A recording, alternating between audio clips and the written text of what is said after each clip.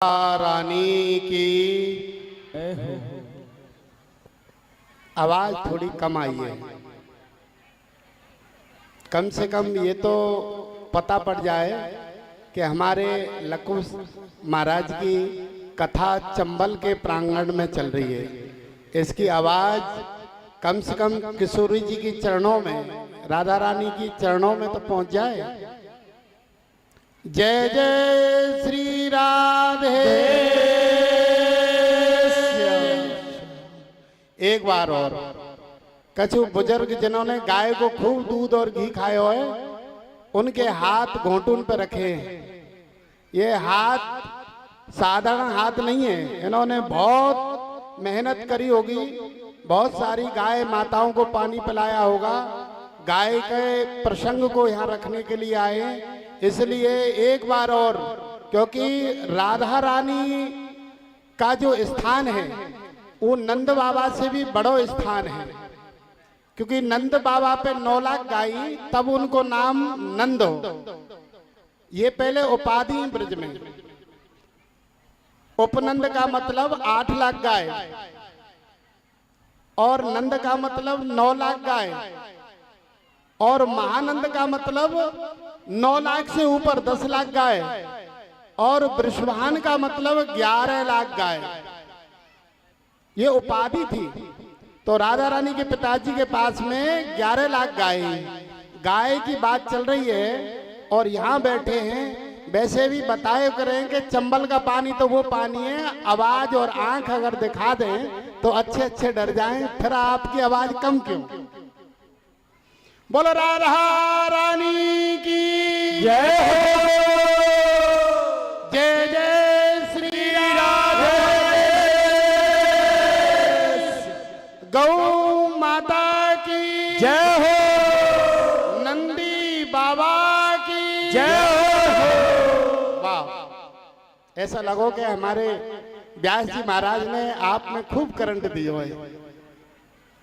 मैं व्यासपीठ पर विराजमान परम आदरणीय लवकुश जी, ये हमारे बरसाना के भी प्रिय हैं, वृंदावन के भी प्रिय हैं और किशोरी जी और नंदलाला के भी प्रिय हैं, जाने कि ये जन जन ब्रजवासियों के प्रिय हैं।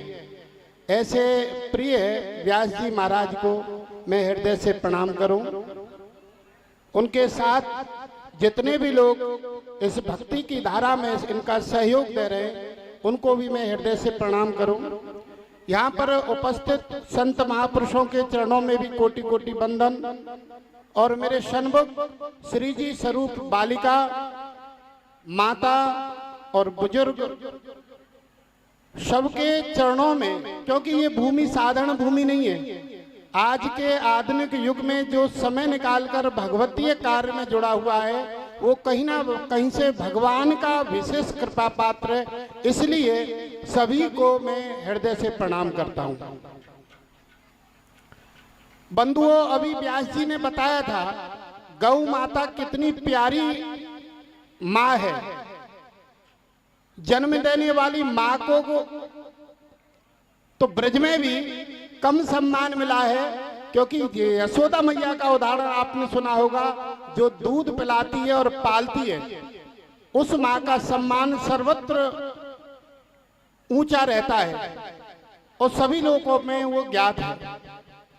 आज गौ माता के प्रति सनातन धर्म के गढ़ भारत में प्रतिदिन 80,000 गाय काटी जाती है और कोई भी नेता नहीं बोलता है जो हमसे वोट लेके जाता है। परंतु आप सबके सौभाग्य से, संतों के आर्थिक प्रयास से पिछले 5 महीने से एक अभियान चल रहा था, गौ सम्मान आह्वान अभियान। हस्ताक्षर कराकर गाय माता के लिए सुरक्षा मांगना भारत सरकार से कि हम चाहते हैं कि गौ माता पूर्णतः हत्या बंद हो, गौ माता के लिए केंद्र में कानून बने, क्योंकि मंत्रालय केंद्र में मछली का मंत्रालय है, मत्स्य मंत्रालय, परंतु गौ मंत्रालय नहीं है। जो घर घर को दूध देती थी, उसका गोबर जो जमीन को भी पोषित करता था, उस गाय माता को धीरे धीरे नेताओं ने हमारे घरों से गायब कर दिया।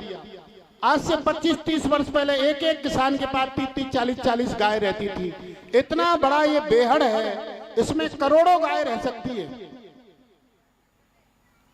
जिसका दूध से लेके गोबर तक, गौमूत्र तक जिसका बहुत उपयोगी हो, चलती फिरती जो औषधि हो, औषधालय हो, उस गौ माता को लोगों ने सोची समझी प्री प्लानिंग से उसको हम लोगों से दूर कर दिया।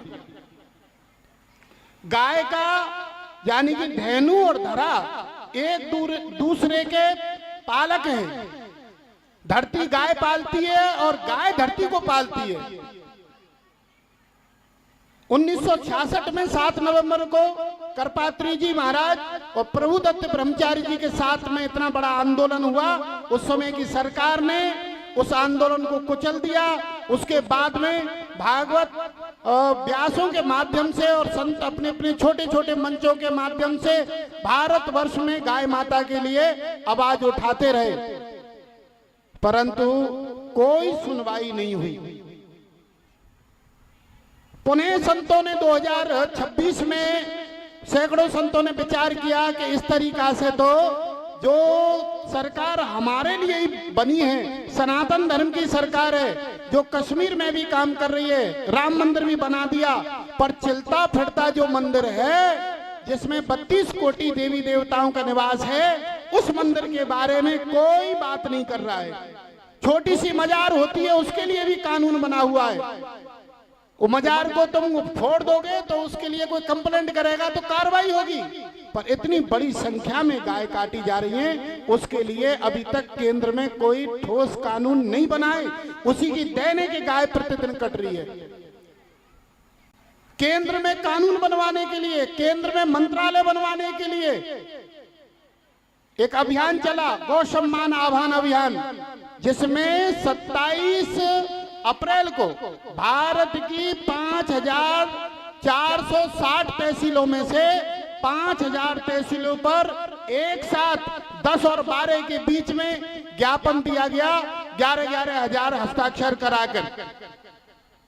उसकी देन थी कि पूरे देश में जो गाय को बोटी को रोटी के साथ खाते हैं वो भी किल्लान लगे, गाय को राष्ट्र पशु या राष्ट्र माता घोषित करो, क्योंकि हिंदुओं की आस्था है। ये आपके एक हस्ताक्षर की देन थी और आप ऐसे ही इसका हस्ताक्षर करोगे, 27 जुलाई में आप जुड़ोगे तो वो दिन दूर नहीं है जो गौ माता पूर्णतः इस धरती से कटना बंद हो जाएगी।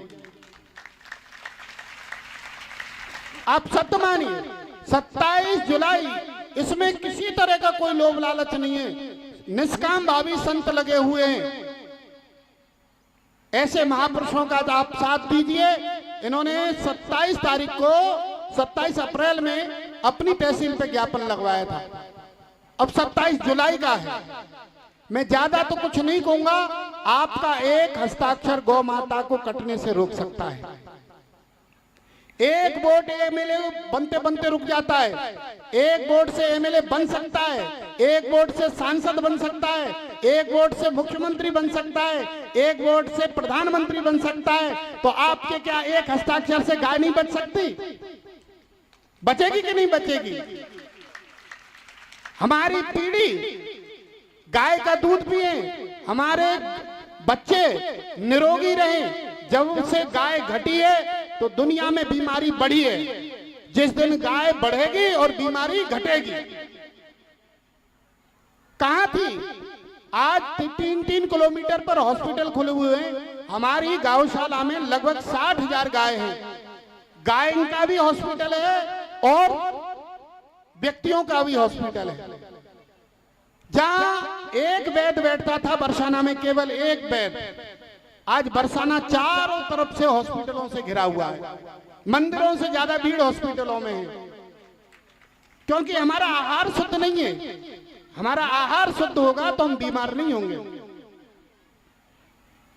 पहले माताओं पे 7-7, 8-8 बच्चे होते थे, 100 साल जीती थी। आज एक बच्चा होता है और पता पड़ा कि सांस की बीमारी उखरी आई। हम एक दिन परिक्रमा करने जा रहे, 5-7 माताएं जा रही, 5 और 6 यूं कह रही मेरे घोंटू में दर्द है, मेरे तो बादी बढ़ गई है, मेरे ये बढ़ गई है, मेरे ये बढ़ गई है, मेरे ये बढ़ गई है। सबकी उम्र 50-55 के आसपास की। नहीं तो माताएं 7-7, 8-8 बच्चा, चाकी पीसना, मूड पर 5 किलोमीटर से पानी लेके आना, कुआं में से पानी खींचना, उसके बाद में गोबर की परात से 1 किलोमीटर गोबर डालने जाना। आज काम कोई नहीं है और फिर भी बीमार है। इतना काम था क्योंकि खान पीन शुद्ध था। आज व्यक्ति गाय का दूध मिल ही नहीं रहा है, जो मिल रहा है उसमें 3 बार उंगली डालते हैं कि पतला है, परंतु पेप्सी से ज्यादा पतला नहीं है। उस पे कोई डेट भी नहीं देखता है और वो 100 रुपए की आती है, 1 सेकंड में बनती है, उसको मुंह लगा के पी जाते हैं। आपको पता नहीं है वो कितना बड़ा जहर है। हम लोगों से कुत्ता, बिल्ली, गधा और सुअर समझदार है। अगर हम पेप्सी को सोने के कटोरे में कुत्ता, गधा, सुअर और बिल्ली को पिलाएं और कटोरा रहे सोने का, वो तीनों चारों उसको सूंघ के हट जाएंगे। उन्हें मालूम है इससे हमारा स्वास्थ्य बिगड़ेगा। पर इंसान को प्लास्टिक के गिलास में दे दो, थोड़ी देर पी के कहेगा 1 गिलास और दे दो। जो भगवान ने जिसमें सबसे ज्यादा बुद्धि दी, उसकी स्थिति इतनी गिर रही है। नशे का प्रचलन इतना बढ़ गया। कैसा दुर्भाग्य, जिस जमीन को, जिस माता को हम लोगों को सिखाया गया कि जगते ही उसको प्रणाम करना। गली गली में दारूबाज गिलास में दारू करके छींटा मारते हैं कि हे भवानी हम तो पवित्र होंगे, हमसे पहले तू भी पवित्र हो जा। कितनी बुद्धि कर गई है। भगवान सबको सद्बुद्धि दे, और सद्बुद्धि जब ही आएगी जब शुद्ध खान पीन रहेगा। और शुद्ध खान पीन जब तक नहीं रह सकता जब तक गाय का घी, जब तक गाय का दूध, जब तक गाय का गौ और मूत्र से खेती नहीं होगी। यानी कि गाय बचेगी तब तो हमें घी मिलेगा। और गाय जब बचेगी जब आप हस्ताक्षर अभियान चलाओगे। आपका एक हस्ताक्षर में, पुनः कह रहा हूं, गाय माता को बचा सकता है। इसलिए यहाँ जो हस्ताक्षर की सीट आई है अपने अपने घर में ले जाएं, एक वीडियो बनाएं और उसमें ये भी बोले हम फलाने गांव से बोल रहे हैं और हम चाहते हैं कि हमारी गाय माता बचे, इसलिए हम हस्ताक्षर चला रहे हैं। आपकी 21 पीढ़ी धन्य होंगी, ये मैं वादा कर रहा हूं। बरसाना से आया हूं, एक शब्द भी गलत नहीं है। इस अभियान को चलाओगे आप। छोटी छोटी बच्ची है ना, इनमें भगवान विराजमान है। सबसे पहले इन्हें ताली बजाई है, इनसे सरस्वती और श्री जी बुलवा रही है। आप बहुत धन्यवाद के पात्र हैं। बहुत बहुत आपको साधुवाद। आपके घरों में खूब सुख शांति रहे। सबने बात गंभीरता से सुनिए। जितने भी बुजुर्ग हैं उनको मालूम है, इन्होंने शुद्ध अन्न खाया है, शुद्ध गाय का दूध पिया है, घी पिया है। आप सबसे भी मेरी प्रार्थना है, आप यहाँ से जो पर्चा ले जाएंगे उसको घर घर में हस्ताक्षर कराकर, मोबाइल नंबर लिखाकर, छोटी छोटी सी वीडियो बनाकर, महाराज जी का नंबर होगा, महाराज जी के नंबर पे भेज देना। वो नंबर हमारे पास आ जाएगी, हम उसको देश भर में फैलाएंगे। छोटा सा बच्चा भी गांव में अगर हस्ताक्षर कराएगा और उसका वीडियो जाएगा, उसको पूरा भारत देखेगा। 2 काम होंगे, एक तो उसको गौ माता के काम के लिए उसको लोग जान जाएंगे, दूसरा उसका भी प्रचार होगा। अरे कितनी सी छोटी बच्ची है। इस काम को अवश्य करना, ये भगवतीय कार्य है। ये समझिए, आपको घर बैठे गौ माता बचाने के लिए आपने, ठाकुर जी और श्री जी दोनों ने आपके ऊपर कृपा करी है। मैं ज्यादा कुछ नहीं कहूंगा, समय बहुत हो गया।